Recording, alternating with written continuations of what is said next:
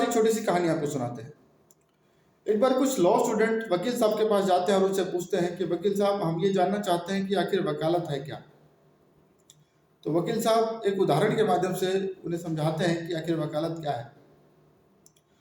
वो कहते हैं कि तुम्हारे सामने दो व्यक्ति हैं, एक नहाया हुआ है, साफ सुथरा है, और एक दूसरा गंदा व्यक्ति है।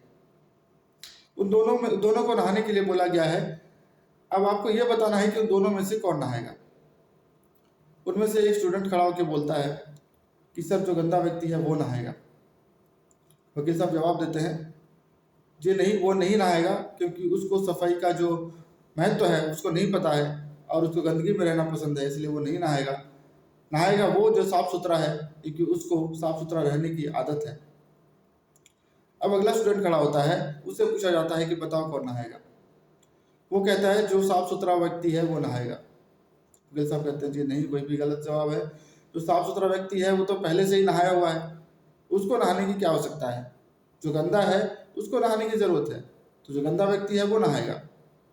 अब तीसरे स्टूडेंट से पूछा जाता है, वो कहता है जी दोनों नहाएंगे। वकील साहब कहते हैं, जी ये जवाब भी गलत है, दोनों ही नहीं नहाएंगे, क्योंकि एक व्यक्ति पहले से ही साफ सुथरा है, उसको नहाने की जरूरत नहीं है। अच्छा, तथा जो दूसरा व्यक्ति है, जो गंदा व्यक्ति है, उसको नहाने की आदत नहीं है, इसलिए वह भी नहीं नहाएगा। अब एक और स्टूडेंट को खड़ा करके पूछा जाता है, तो उसने सोचा कि अब एक ही ऑप्शन बचा है, ये कहते जी दोनों नहीं नहाएंगे। तो वकील साहब का अगला जवाब होता है कि दोनों नहाएंगे, क्योंकि गंदे व्यक्ति को नहाने की ज़रूरत है और साफ व्यक्ति को नहाने की आदत है, इसलिए दोनों नहाएंगे।